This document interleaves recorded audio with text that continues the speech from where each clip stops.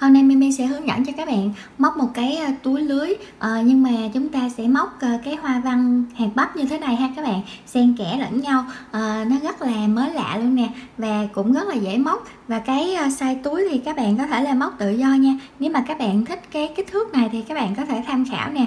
Bề ngang sẽ là 11 cm và chiều cao sẽ là 12 cm ha các bạn.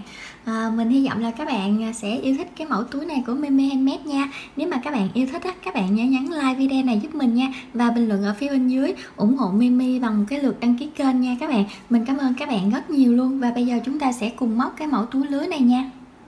Với cái mẫu này thì các bạn sẽ sử dụng len sợi tự nho nha, vì rất là dễ móc cho nên là các bạn sử dụng loại nào cũng được hết. Hôm nay thì mình sẽ thử với cái loại sợi Airi này ha các bạn, và mình sẽ móc cái kim móc là 3.0 mm nè. Các bạn chuẩn bị cho mình thêm kéo cắt len với lại kim khâu len nha.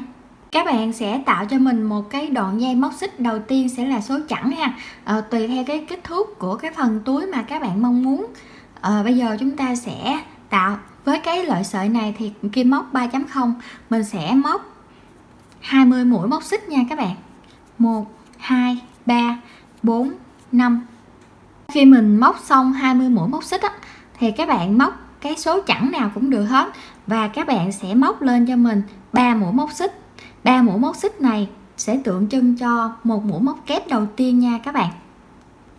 Rồi chúng ta móc 1 2 3. Một lát nữa chúng ta sẽ trượt mũi vào cái chân móc xích thứ ba này nè. Đó, cái chân móc xích thứ ba này ha. Rồi bây giờ các bạn sẽ móc vào cái chân móc xích thứ tư từ trên đếm xuống nè. 1 2 3 4 là cái chân móc thứ 20 đó các bạn. Các bạn sẽ quấn len một vòng lên kim nè, đâm kim vào cái chân móc thứ tư này, các bạn móc một mũi móc kép. Coi như cái chân móc này nó đã chứa đựng được 2 mũi móc kép rồi nè. Những cái chân móc còn lại các bạn sẽ móc mỗi chân là mỗi mũi móc kép cho mình đến cuối hàng luôn nha. Và bây giờ các bạn sẽ móc đến cuối hàng. Mình đã móc những cái mũi móc kép đến cuối hàng rồi nè các bạn. Bây giờ chúng ta sẽ móc vào cái chân móc cuối á, thêm 2 mũi móc kép nữa ha. Thì cái chân móc cuối cùng chúng ta sẽ có được là 3 mũi móc kép. Và các bạn móc thêm 2 mũi móc kép nữa cho mình nha. 1 2. Như vậy là ở chân này có 1 2 3 kép rồi nè. Bây giờ chúng ta sẽ nhìn ở cái phía đối diện, trừ cái chân móc cuối cùng này đi. Cái chân móc thứ hai này nè là phần đối diện của bên cái chân móc này. Chúng ta sẽ móc ở bên phần đối diện này mỗi chân móc là mỗi mũi móc kép nha các bạn. Bây giờ chúng ta sẽ đâm kim vào cái chân móc kế bên á. Chúng ta móc một mũi móc kép. Rồi chân móc kế tiếp nè, nẹp cái phần len thừa này vào trong cái mũi móc. Các bạn móc một mũi móc kép. Rồi những cái chân còn lại các bạn cũng sẽ móc mỗi chân mỗi mũi móc kép cho mình tới cuối hàng luôn nha. Rồi các bạn móc tới cái chân cuối cùng này. Đây các bạn, cái chân cuối cùng này đầu tiên đã có 2 mũi móc kép rồi ha. Bây giờ mình chỉ cần móc thêm một mũi móc kép nữa thì ở chân móc cuối này chúng ta cũng sẽ có được là 3 mũi móc kép, tương ứng với 3 mũi móc kép ở bên phía đối diện nè, là nó đã đủ mũi rồi ha. Và bây giờ các bạn sẽ trượt mũi vào cái chân móc xích thứ ba nha. Ở đây là chúng ta đếm nè, 1 2 3. Chân móc xích thứ ba là ở đây. Rồi các bạn sẽ trượt mũi. Như vậy là chúng ta kết thúc cái phần đáy túi này nè các bạn. Đây, đáy túi này là có thể là đựng iPhone to luôn á các bạn. Tại cái loại này nè, nếu mà 20 mũi á ha. Rồi bây giờ chúng ta sẽ lên cái phần hoa văn ở phía trên nha. Các bạn sẽ móc cho mình 3 mũi móc xích đầu tiên nè, tượng trưng cho một mũi móc kép nha. Bây giờ các bạn sẽ móc cho mình, quấn len một vòng lên kim nè, đâm kim vào cái chân móc đó luôn. Các bạn kéo len qua 2 vòng giữ nguyên như thế này. Các bạn lại tiếp tục quấn len, đâm kim, kéo len qua 2 vòng. Chúng ta có được 3 vòng len trên kim. Các bạn sẽ kéo qua một lượt luôn. Rồi như vậy là các bạn đã có được một cái hạt bắp đầu tiên rồi nè. Các bạn sẽ móc lên cho mình 3 mũi móc xích. Rồi các bạn quấn len một vòng lên kim nha, đâm kim vào cái chân móc này nè. Đây, cái chân móc ở phía sau này nè. thấy liền luôn á các bạn sẽ móc cho mình một mũi móc kép. Rồi bây giờ các bạn lại quấn len một vòng lên kim đi. Các bạn đếm cái chân móc ở phía dưới nè. Chân này là chân thứ hai của mình nè các bạn. Nè, cái chân đầu tiên mình móc rồi, cái chân thứ hai nè. Bây giờ mình bắt đầu đếm lại từ đầu ha. 1 2 3. Đâm kim vào cái chân móc thứ ba. Kéo len qua 2 vòng, giữ nguyên như thế này. Các bạn lại quấn len, đâm kim vào chân móc đó, kéo len qua 2 vòng, giữ nguyên, quấn len, đâm kim, kéo len qua 2 vòng. Các bạn là nhớ kéo bằng độ cao nha, kéo bằng độ cao để cái hạt bắp của chúng ta đẹp hơn nha các bạn. Rồi bây giờ trên kim nè có 4 vòng len thì các bạn sẽ kéo qua hết một lượt luôn. Rồi bây giờ tiếp tục các bạn lại móc lên 3 mũi móc xích, quấn len một vòng lên kim, đâm kim vào cái chân móc này, móc một mũi móc kép. Rồi bây giờ các bạn lại quấn len một vòng lên kim, đếm cái số chân móc ở dưới 1 2, đâm kim vào cái chân móc thứ ba. Các bạn lại thực hiện một hạt bắp. Rất là đơn giản ha các bạn, cứ lặp đi lặp lại như thế đến cuối hàng luôn nha. Rồi kéo len qua hết luôn và móc lên 3 mũi móc xích, móc cho mình một mũi móc kép vào cái chân móc này. Rồi tiếp tục quấn len, lại đếm 1 2 3 và tạo mũi hạt bắp ở chỗ này. Các bạn làm tương tự như thế đến cuối hàng luôn ha. Mỗi hạt bắp của chúng ta cách nhau 3 chân móc. 3 chân móc phía trên của nó là 2 mũi móc kép văng ngang.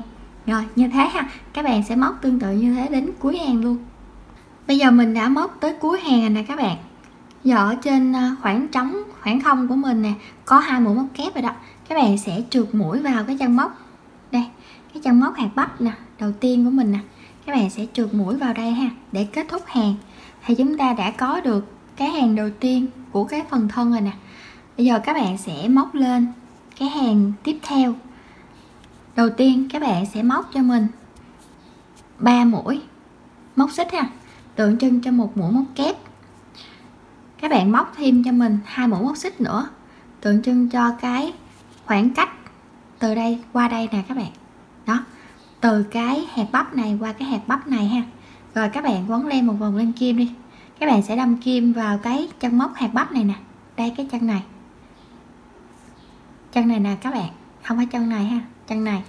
Rồi các bạn sẽ móc cho mình một mũi móc kép. Tiếp theo các bạn móc lên 2 mũi móc xích, lại móc cho mình một mũi móc kép vào cái chân móc hạt bắp này. Rồi tiếp theo các bạn lại móc 2 mũi móc xích và lại một kép. Lặp lại tương tự như thế đến cuối hàng luôn ha. Mình đã móc tới cuối hàng rồi nè các bạn, một kép rồi lên 2 xích rồi ha. Và bây giờ chúng ta sẽ trượt mũi vào cái chân móc xích thứ ba. 1 2 3. Đây, trượt mũi vào cái chân móc xích thứ ba. Chừa lại hai cái chân móc xích này để làm khoảng cách đó các bạn, hồi nãy mình có nói cho các bạn đó. Rồi bây giờ các bạn lại lặp lại cái hàng đầu tiên của cái phần thân ha. Bây giờ móc lên cho mình một mũi móc xích đi. Giờ mình coi lại cái phơm túi của mình như thế nào rồi. Rồi, như vậy là ổn rồi ha các bạn. Bây giờ mình móc lặp lại cái hàng đầu tiên của phần thân nè. Nè, cái này, hai hàng này là một cụm. Thì các bạn sẽ móc nhiều cụm như thế này nữa, nối tiếp lẫn nhau. Rồi tới cái chiều dài mà các bạn mong muốn thì chúng ta sẽ ngưng. Và bây giờ các bạn sẽ móc lên cho mình tổng cộng là 3 mũi móc xích. 1 2 3 đó. Rồi lặp lại mũi hạt bắp đầu tiên của cái chân móc đầu tiên này.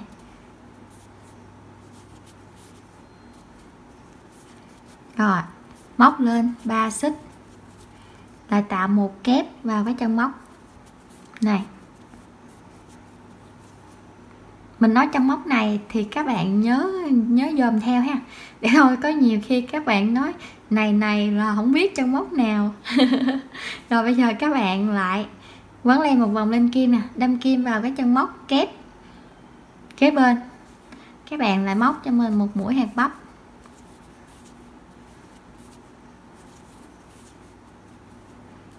Rồi chúng ta sẽ kéo qua hết và lại thực hiện 3 kép, 3 xích và 1 kép. Tiếp theo một mũi hạt bắp ở bên đây, rồi lên 3 xích 1 kép, rồi qua đây móc hạt bắp lần lượt như thế ha. Xong rồi các bạn sẽ kết hàng vào cái trong móc này, rồi tạo 3 xích. Tổng cộng cái đầu tiên là 5 xích đúng không các bạn? Xong rồi qua đây cái chúng ta móc 1 kép lên 2 xích, 1 kép lên 2 xích, rồi tới cuối hàng cái chúng ta lại trượt mũi vào cái trong móc xích thứ 3, đếm từ dưới lên 1 2 3 rồi trượt mũi. Rồi các bạn lại lặp lại cái cụm bắp này, bắp kép xen kẽ ha. Và chúng ta sẽ móc tới cái độ dài mà chúng ta ưng ý ha các bạn. Rồi mình sẽ gặp lại các bạn nha. Đây các bạn, mình đã móc được 3,5 cụm họa tiết rồi nè, và mình dừng lại ở cái mũi hạt bắp nha, chứ các bạn không có dừng lại ở cái hàng mũi móc kép nha các bạn. Ở đây là 1 cụm nè, 2 cụm, 3 cụm và ở đây thêm nửa cụm nữa. Thì cái chiều dài thì các bạn mong muốn bao nhiêu đó, theo cái đồ mà các bạn đựng thì các bạn sẽ móc lên nữa hoặc là thấp nữa thì tùy các bạn ha. Ở đây là mình sẽ mình đo được cái thành phẩm nè, bề ngang là 11 cm và cái chiều cao là 12 cm. Thì ở đây là mình đã thấy cái túi này nó dễ thương rồi, cho nên là mình sẽ dừng lại ở chỗ này để mình làm cái quay túi ha các bạn, rồi để mình xách á để cho nó dễ thương. Rồi bây giờ các bạn sẽ trượt mũi cho mình, và các bạn sẽ cắt len nha, rồi kéo ra, các bạn rút lại. Sau đó là chúng ta sẽ giấu cái phần len thừa này,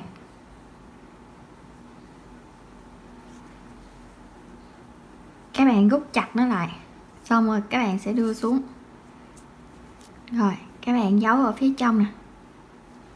Chúng ta tạo một cái nút thắt ở chỗ này cái nha, rồi chúng ta sẽ đưa xuống dưới này, rồi đưa xuống dưới đây hàng mũi móc kép của mình á các bạn, đưa qua đưa lại vậy á để cho nó. Rồi các bạn sẽ cắt len luôn nha, cắt sợi. Rồi bây giờ chúng ta sẽ điều chỉnh cái phơm lại tùy theo tay móc ha các bạn có thể là móc dài hơn nha. Bây giờ chúng ta sẽ canh chỉnh nè, ở đây là cho nó đều nè các bạn nè. Chúng ta sẽ làm cái dây từ bên đây qua phía bên đây, rồi ở mặt sau thì từ đây qua phía bên đây cho nó đều luôn ha. Rồi như vậy đi. Bây giờ chúng ta sẽ bắt đầu từ ở chỗ này, các bạn sẽ nối len vô, nối sợi vô nè, rồi chúng ta móc một cái dãy móc xích đi, 2 3 4 5 6. Mình đã móc được 38 mũi móc xích rồi nè các bạn. Nói chung là cái chiều dài mũi móc xích này các bạn tự đo đong đếm nha. Rồi các bạn sẽ trượt mũi qua cái hạt bắp ở bên phía đối diện này nè. Mình làm ở bên này đi. Rồi nếu mà các bạn muốn nó dày hơn á, các bạn sẽ quay đầu lại và các bạn sẽ sử dụng mấy cái mũi trượt cho mình nha. Mũi trượt cho mình tới bên đây. Rồi cái này là mình thấy nó vừa rồi á, cho nên mình sẽ móc lên một mũi móc xích nè, kéo ra đoạn len rồi mình sẽ cắt len luôn nha. Rồi các bạn sẽ rút nó thật chặt lại. Rồi ở mặt sau thì các bạn cũng sẽ làm tương tự cho mình. Rồi chúng ta sẽ bắt đầu từ bên đây, rồi móc bằng số móc xích dưới bên đây, rồi chúng ta sẽ trượt mũi qua bên đây ha. Rồi mình sẽ gặp lại các bạn khi mà chúng ta hoàn thành cái sản phẩm nha các bạn. Giấu những cái sợi len thừa này vào trong mũi móc y như hồi nãy mình hướng dẫn cho các bạn đó. Đây các bạn, mình đã giấu len xong rồi nè. Bây giờ mình có kết thêm một cái bé Hello Kitty này vô nữa, rất là dễ thương luôn ha. Hoặc là các bạn móc cái hoa hay là cái gì đó các bạn có thể là kết vào để mà chúng ta trang trí ha. Còn bên trong này thì rất là rộng rãi thoáng, các bạn có thể là son nè, rồi chai nước sơn hoặc là tai nghe. Đây nè các bạn, Mình hy vọng là các bạn sẽ yêu thích cái mẫu túi này ha. Chúng ta cải tiến một xíu. Thường túi lưới thì sử dụng mũi móc kép không đúng không các bạn? Thì hôm nay thì Mimi sẽ hướng dẫn cho các bạn cái mũi hạt bắp như thế này để các bạn đổi mới hơn. Các bạn có thể là móc cái hoa văn này cho cái đáy túi hình oval hoặc là hình vuông gì đó. Nói chung là chúng ta sẽ chia đều mũi ra để cái số lượng hoa văn của chúng ta được đều và đẹp hơn ha. Mình chúc các bạn móc thành công. Mình cảm ơn các bạn đã dành thời gian ra theo dõi hết video này nha, và thực hiện cái mẫu túi này cùng Mimi. Bây giờ mình xin chào tạm biệt các bạn và hẹn gặp lại các bạn ở những clip sau nha. Bye bye.